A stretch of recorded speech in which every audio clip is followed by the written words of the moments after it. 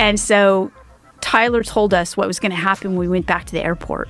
He said, once we get back to the airport, Gary said he's going to take the stuff. Gary's going to get stopped. Oh, Tyler can go through airports, by the way. He doesn't have to go through the normal thing that I have to go through, like the TSA and everything. He just goes through. So he went through that. I had to go through. Gary went through, and he did get stopped. And everything happened exactly as Tyler said it would. There was going to, they were going to look through everything. They were going to take everything apart. Then, all that was a signal to someone in DC that somebody had these parts, and this is who. That's what he said was so. And I don't know if the signal went to DC, but everything else happened. And Gary and I were both sweating, right? We were like, oh. So they essentially allow this. Yeah. Yeah. Yeah. Is it because they want different perspectives from different academics? I think so. My personal opinion is that, and in fact, there was a conference at Stanford like a month ago, and I was at that conference.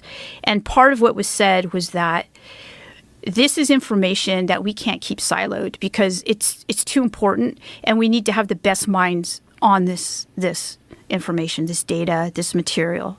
And so they're kind of like outsourcing. How big were these pieces? So these pieces that I found weren't very big. I mean, they were one of them was about like this big, right? Okay, like so the size of a pack of gum? Yeah. And the actual frog skin type thing was probably about this big. Like a small notebook? And we found a couple of those. Mm-hmm. You found a couple of those just wandering around this area? Well, we weren't wandering. We were actually digging in right. and looking. And yeah. Wandering's a bad word. That's but okay. Exploring. Yeah. This frog skin, what is it? Is it malleable? Is it? Yes, it's malleable. And you could crunch it up and it'll go back to its original form. I've heard of that before. That was something that they talked about at Roswell. That there was some bizarre metal that you could crumple up like a piece of paper and it would flatten right back out. And that's what you experienced? I don't know if it was the same material, but yes. Similar. Yeah, it was like what did that feel like when you did that? It's hard to explain because you have to understand I was really resistant to the right. 10 years ago, think about it. This was a time period when we weren't talking about UFOs. Right. It was ridiculous. Until 2017, That's to the New right. York Times story. That's right. And my book was in press during that time. So during this time period, I'm doing this research, and I am not going to believe that this is. But so many indicators were telling me that it was, yes, this is Diana, this is what's going on. There is something.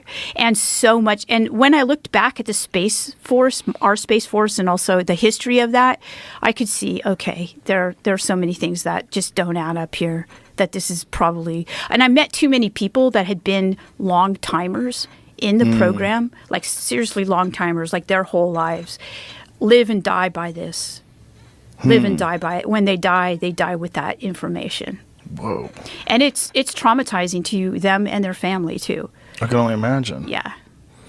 Yeah. The people that worked on Roswell that spoke about it many, many years later, they have that sort of same weight that they're carrying around with them. Like Philip Corso and all those other people. When they describe the experience like many, many years later, so there's a weight to the information that they're carrying. It's almost like they want to tell the world, but the world's not going to even believe them. And how could they unless they experienced it? And even though they experienced it, they're still baffled by it.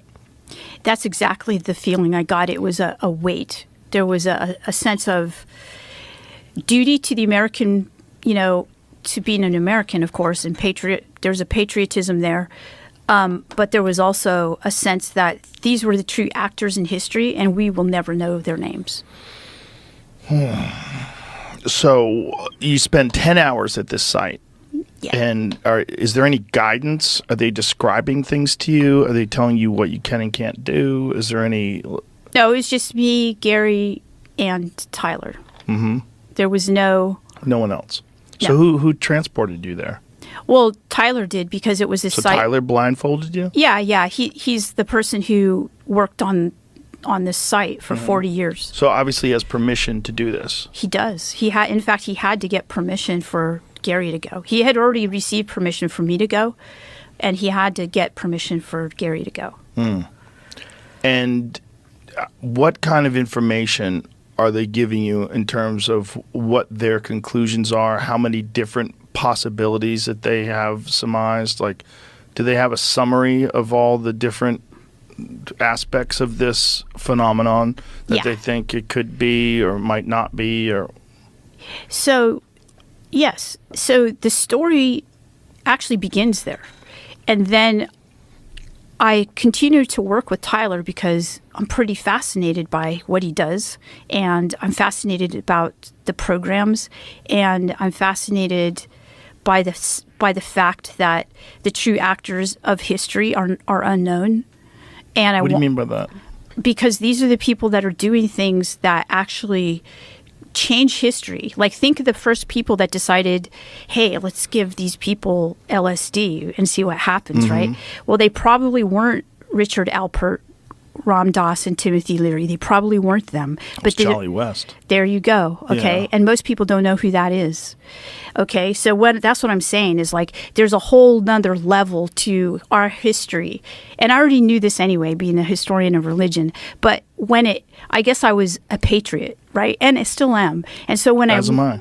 So when I learned about this, I really wanted to share the story because I felt like these people, even if they remained invisible, they should get their due. Like, because these people keep us safe in ways that we just don't know. And they're dedicating their lives and they're getting no recognition for it. Okay, no recognition.